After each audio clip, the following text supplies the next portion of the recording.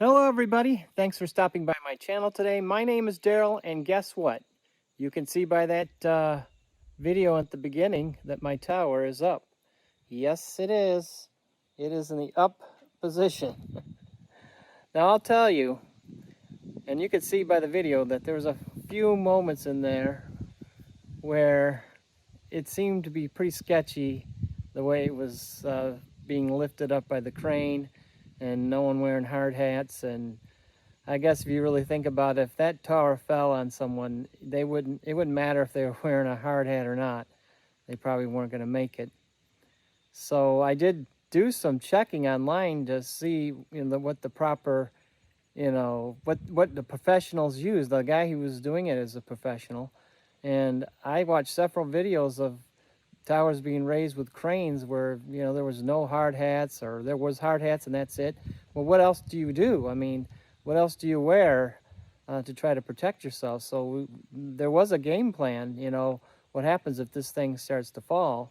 There was a plan of what to do before we started doing it. Like, one guy's going to get under the truck and and such. I stayed away as long as I could, but stayed far away. But there was a time where the rope for the winch, we got this thing pretty well on the up position, and the rope for the winch crossed over itself on the winch. So we had the guy who would put it up stabilized the line and was able to unwind the rope from the winch and get it all straightened back out again. And that's experience. And got it all set back on there again, wrapped back on the winch again, and we raised it back up. So we were able to get it set over the top of the base. And then we had trouble. Let me turn the camera around. We had trouble right here in these places where this comes together, like down in here. The tower sets inside itself. So each section sets inside itself. They weren't able to just slide right in. So we had to, kind of get some of my clamps out and pull this open so we can get this thing to drop inside there. So we had probably about, 7 of my clamps out here trying to figure out which clamp was going to be the right clamp to do the job. And we finally did get it, and it got it slid down in there. So that was very difficult, because it was very scary, because I'm up there, I'm up here on the tower too. He's on the tower, and we're working together to try to get this opened up while we got this big old tower just dangling over the top of us. So it was not fun. It was not something I want to do again, I don't think. I think if I was to do it again, I would definitely put it together section by section. I would not stand it up like that. But that's just me, and I wasn't, responsible for doing the work or anything. I paid to have the work done. So I had to let the professionals do it. I know what my limit is on it, So, but anyways, it is on, and now I currently have the cabling just run across the ground here, and I'm going to have to put a trench in from that part of the driveway all the way up into here, and then at some point there's going to be a box, a weather-tight box here for making connections for lightning arresters and stuff. And then I got to put a ground system around this tower too. So I got that to do. And then I got internet. I talked to the internet guy. He's gonna put an internet antenna way at the very top. Then I had to have a way to get it into my shop. So I went and put this feed through in. This is a professional feed through, what you would have at a professional tower site. So that'll allow me to bring in all my feed lines. So I had to have that in before he could put the coax in, or it is a network cable that goes in. So and then of course my own cable that is coming into the shop is going to go through there too. So It's got a temporary weather boot on there, or cap if you want to call it the cap, and there's another piece that, when that piece will be taken off, and there's another part that goes on there that has holes in it that I'll show you. So that's where we're at right now. And I just want to tell you also that this tower's been up for a week now. And guess what? I got a problem with that antenna. That cushcraft this morning had a direct short, and I don't think it's any connectors. I think that match box is full of water. So I talked to my climber. He wants to come over here Saturday or this weekend and take a look at it. And I think I might just tell him no, that I'm just gonna find a different antenna, and I'll just have him come up there and we'll take this cushcraft antenna off, and I will find something else to put up there. That thing has been just nothing but garbage from the beginning, and it's really sad because, like I said, there's plenty of guys using these things, but evidently I didn't seal that matchbox up enough, and it must have got water in it because we had rain a couple of days ago, and I just noticed today that I got a direct short, so not good. Hello everyone, thank you for stopping by my channel today. My name is Daryl, and my tower's up. You can see by the videos that it got put up last Sunday. Actually, last Sunday. And it is in the up position. Look at that, look at that. I'm really happy. It was really sketchy, I could tell you, when they were lifting it up off the ground initially to set it on the base here behind me. Of course, you got the crane in the bucket truck, and you got the just one point that's securing it to the tower, and if that should fail, that tower's going to come down. And no safety helmets or or anything like that.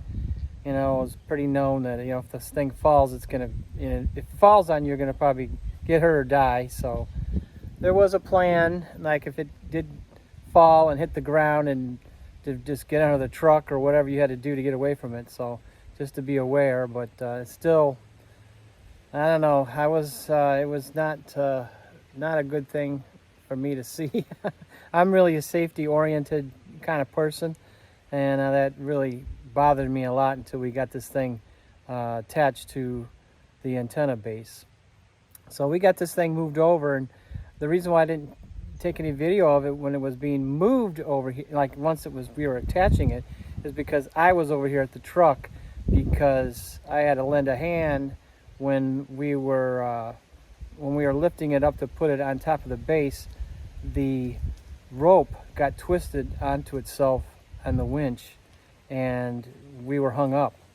So the guy who was putting the tower up, he rigged the rope up to hold the tower in position while he unraveled the winch, the rope off the winch, and got straightened back out again, and then we're good to go again. There was some tense moments there, I'll tell you. I was pretty nervous that this thing was going to fall. I didn't think there was going to be any way we were going to recover it, but because he's got experience, he knew exactly what to do, and we got it cleaned up, and we got this thing on here. Well, it was really tough. Let me turn the camera around, and I'll tell you what was tough after that. Okay, when we went to put the tower down onto this base here, or this part, it's not really the base, but the first section, this tower fits inside itself, so it slides in up here. You can see over here how it slides in to itself. Well, the legs weren't open wide enough for it to just slide down in there, so I had to go grab a whole bunch of my clamps, and we played around with what clamp was the best clamp to try to open these up a little bit to allow that to slide in. That took us, it probably took us about 20 minutes, 25 minutes to get that fixed, where we could open it up and let this thing slide down inside there. So it was quite a job trying to wiggle this stuff and get all the bolt holes lined up. But that was the two things that were nerve-wracking was when it got stuck in the winch, when the rope got stuck in the winch, and when we were trying to lower this thing down onto here. That was just a bear. But you can see this, it's a big tower, you know. You don't want to drop this thing. You certainly don't want anybody to get hurt. So it's up there. So I'm really excited about that. And one of the other things that I have done is I'm going to be feeding some cable into my shop, because you know I have my little radio room in my shop, my little radio desk. So I'm going to feed some antenna wire in there, because I'm up on the tower up there. I'm going to put some side arms up there, and they're going to have some antennas that are going to go right into the shop. Another thing I did was I put in this feed through for the cabling. So I'm going to put some side arms on the tower way up there, and I'm going to put some antennas on them, and then those are going to go to my shop. So I'll have some antennas that feed into the radios at my desk there in the shop. So I put this professional feed through in there. You'd find something like this at a repeater site. Right now it's got a black rain boot on there, so it's all sealed up for weather. I'm not much of a vinyl siding person, but I did manage to get that in there. I took all the vinyl siding off this shop when I got it, and I did a bunch of repair work to the building, and then I kind of learned how to do this from the internet. So it's good, kind of good. It could be better. A professional is going to do a little better job than me, so, but I like it. So anyway, I put that in. So next Monday, they're coming to put internet in my shop, and way at the very top of the tower is going to be a microwave antenna up there that's going to bring the internet to my shop. And then the cable will come back out of the router there, power over Ethernet, and feed back into the house, and that will give me internet in the house with another router in there. So remember that rotor thing I was going through? I still go through it. But then one of my next chores is to dig a trench from here all the way to the corner of the driveway over there, and put in some PVC pipe, and then I will run these cables and the internet cable through there, and that will get this cable and everything, and it will all be protected from the elements and me driving over and all this and that. So that's coming. And then somewhere down here I'm going to put a weatherproof box, and then my lightning protection and everything will be here. And then I have I got to do lightning protection for the tower, so I got to put in some ground rods and things like that, and then tie it all back to the house main. So I got a lot of work to do, and it'll be coming over time. But that's where we're at so far. Well, what do you think about that? Are you happy for me? I'm happy for me. I already got on the radio a few times and played around. There's a whole bunch of more stations that I can hear now for sure, and I'm having a good time with that. I did have a little bump in the road when I first hooked everything up. My Cushcraft beam, I had a direct short on the feed line to that, and I'm like, oh my gosh, that box, because it had rained, you know. And I thought, oh, even though I waterproofed it, rain got in there and shorted everything out. Come to find out, I did some further troubleshooting, and it was a coaxial adapter that I was using down in my radio room to transition from an N fitting to an N connector to a PL259 connector.